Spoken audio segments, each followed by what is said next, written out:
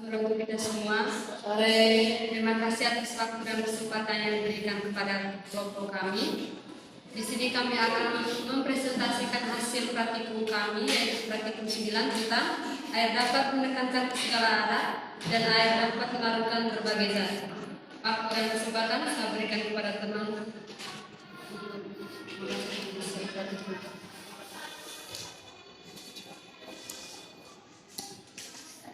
Air dapat menekan ke segala arah. A. Tujuan praktikum. Melalui praktikum ini, mahasiswa dapat membuktikan air dapat menekan ke segala arah. Yang ke B, indikator KPS yang dikembangkan. Indikator yang pertama, kemampuan melakukan pengamatan atau observasi. Subindikator, menggunakan fakta yang relevan dan memadai dari hasil pengamatan. Yang kedua, indikator yang kedua, kemampuan menafsirkan pengamatan atau interpretasi. Subindikator, menghubungkan hasil pengamatan dan menyimpulkan. Yang ke C, alat dan bahan praktikum. Yang pertama, gelas kimia 1 buah. Yang kedua, selang plastik 1 buah. Yang ketiga, bejana serbaguna 1 buah. Yang keempat, air 1 buah. Yang kelima, jarum 1 buah. Yang keenam, balon 2 buah. D. Prosedur praktikum. Yang pertama, isilah gelas kimia dengan air sampai 3/4 bagian. Yang kedua, masukkan balon kosong ke dalam gelas kimia. Yang ketiga, tiuplah balon sampai agak mengembung. Yang keempat, masukkan balon yang telah ditiup ke dalam gelas kimia berisi air. Kemudian tekan balon tersebut. Amatilah yang terjadi dan catat hasil pengamatanmu. Yang kelima, lubangi balon dengan menggunakan jarum.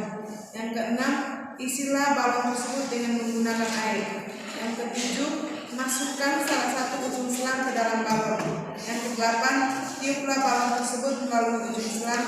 Amatilah yang terjadi dan catat hasil pengamatanmu. Yang ke-E, lembar pengamatan. Berikan tanda centang pada tabel di bawah ini. 3 balon dimasukkan ke dalam air.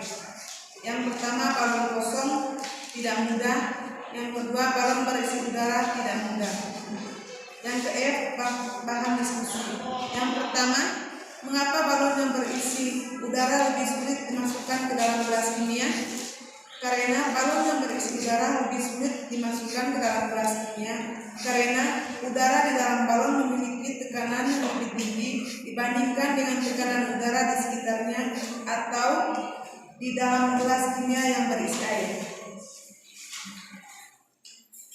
Ketika balon dimasukkan ke dalam gelas kimia yang berisi air, udara di dalam balon akan menekan dinding balon keluar sehingga untuk memasukkan sepenuhnya.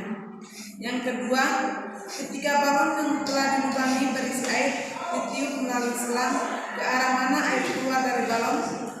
Ketika balon yang telah dilubangi berisi air ditiup melalui selang, air akan keluar dari lubang selang yang dimasukkan ke dalam balon berisi air. Yang ke-G, kesimpulan. Kesimpulan praktikum kali ini adalah bahwa air dapat mengalir ke segala arah karena tekanan yang diberikan padanya.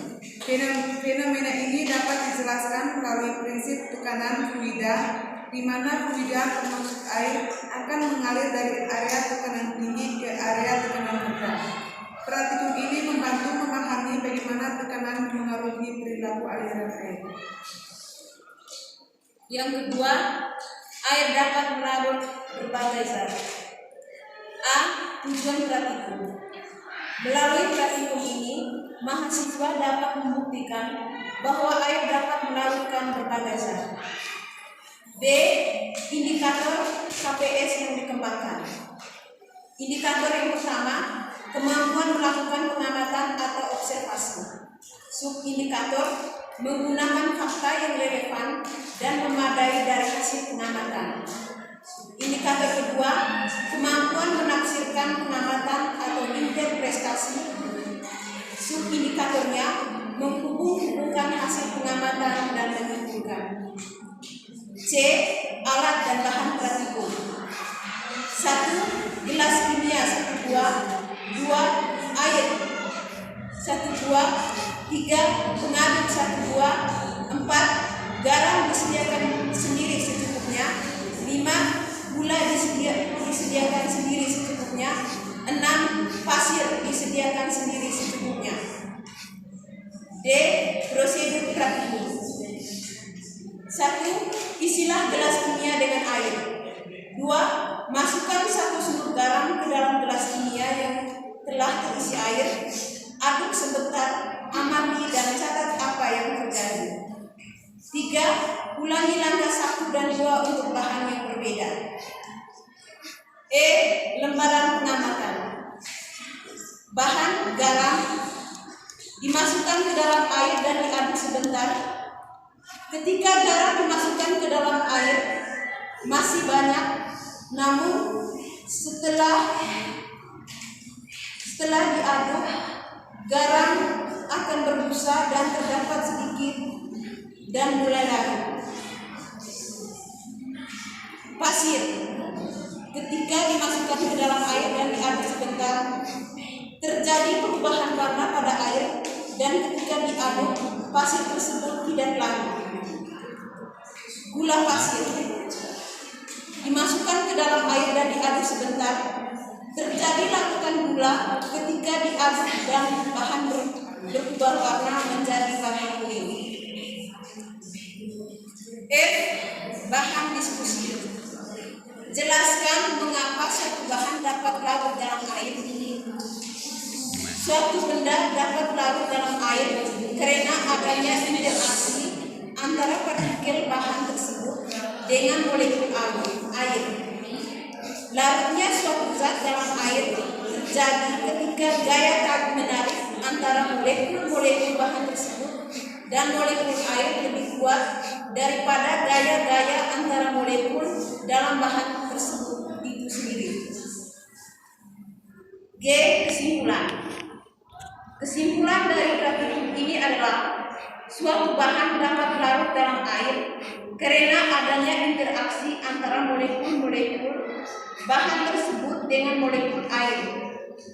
Larutan zat dalam air terjadi ketika gaya tarik-menarik antar partikel bahan dan molekul air lebih kuat daripada gaya-gaya antara partikel dalam bahan tersebut.